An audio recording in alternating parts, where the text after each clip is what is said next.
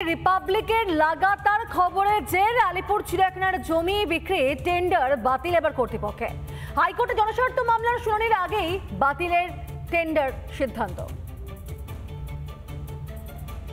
বাংলাতে আমরা শুনেছিলাম আবাস চুরি হয়, মিড ডে মিলের ডিম চুরি হয়, কয়লা চুরি হয়, গরু পর্যন্ত চুরি বা পাচার হয়। কিন্তু আলিপুর চিড়িয়াখানা ভারতবর্ষের প্রথম চিড়িয়াখানা, মাথায় রাখুন, সেই চিড়িয়াখানার যে জন্তু জানোয়ার সেগুলো, পশু পাখি, সেগুলোও যে পাচার হবে তৃণমূল আমলে, এটা অবিস্মরণীয়। কোনোদিন হয়তো আমরা দেখতে পারবো ভিক্টোরিয়া মেমোরিয়ালের ওই পরিটিও পাচার হয়ে গেছে, পরিটিও চুরি হয়ে গেছে এই বাংলাতে।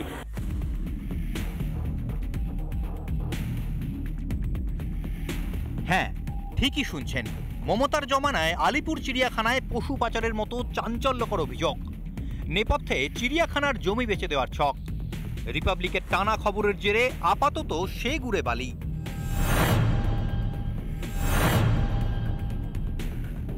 ঐতিহ্যবাহী আলিপুর চিড়িয়াখানা নিয়ে চাঞ্চল্যকর অভিযোগটি তুলেছে একটি স্বেচ্ছাসেবী সংগঠন। তাদের দাবি, 1 বছরেই গায়েব হয়ে গিয়েছে 321টি প্রাণী। টোটাল আমরা ছেড়ে এসেছি ওখানে 2022 অবধি 670 খানা পশু। আজকে আমরা হাইকোর্ট মাধ্যম দিয়ে জানতে পাচ্ছি কি 351 পশু এখন আছে, মানে 321টা পশু কোথায় চলে গেছে, হঠাৎ উধাও হয়ে গেছে 321 খানা পশু। ওই স্বেচ্ছাসেবী সংগঠনের আরও দাবি, প্রাণীর সংখ্যা কমার পেছনে রয়েছে এক গভীর ষড়যন্ত্র। অভিযোগ, আলিপুর চিড়িয়াখানার 34A বেলডেভিয়া রোডের প্রায় 3 একর জমি বাণিজ্যিক ব্যবহারের জন্য বিক্রির প্রক্রিয়া চলছে। এর জন্য টেন্ডারও ডাকা হয়েছে। গোটা বিতর্কের জল গড়ায় আদালতে। জনস্বার্থ মামলা দায়ের হয় কলকাতা হাইকোর্টে। আর এই খবরই দেখিয়ে যাচ্ছিল রিপাবলিক বাংলা। এবার জমি বিক্রির টেন্ডার বাতিলের সিদ্ধান্ত কর্তৃপক্ষের।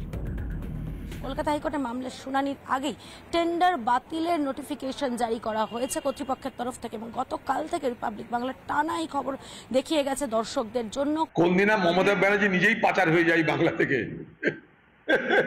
সবই পাচার হয়েছে, ওদের মুখ্যমন্ত্রীরা পাচার হয়ে যায়। ভালো তো, চিড়িয়াখানার পাশে নবান্ন, ওখানে দেখবেন মমতা ব্যানার্জি নিজেই পাচার হয়ে গেছে। এত পাচারকারীদের দাপট বাংলায় শুরু হয়ে গেছে। চিড়িয়াখানার পশু পক্ষীরাও এই আমলে নিস্তার নেই। 321 জন পশু পক্ষী এবং বিরল প্রজাতির রেয়ার স্পেসিস তাদের সেখানে পাওয়া যাচ্ছে। প্রশাসনিক অস্বচ্ছতা এবং সম্ভাব্য পশু পাচারের ইঙ্গিত জানিয়ে তোলপাড়। এবার টেন্ডার বাতিলের সিদ্ধান্তেই যেন সব অভিযোগে শিলমোহর। মাননীয়ার শাসনকালে আরও কত কি যে দেখতে হবে তার কথা নেই। প্রিয়াঙ্কা রায়, রিপাবলিক বাংলা, কলকাতা। নানা ধরনের কন্টেন্ট দেখার জন্য লাইক করুন, শেয়ার করুন আমাদের ফেসবুক পেজ, সাবস্ক্রাইব করুন আমাদের ইউটিউব চ্যানেল। পাশাপাশি অন্যান্য ব্রেকিং নিউজের জন্য অবশ্যই চোখ রাখুন রিপাবলিক বাংলায়।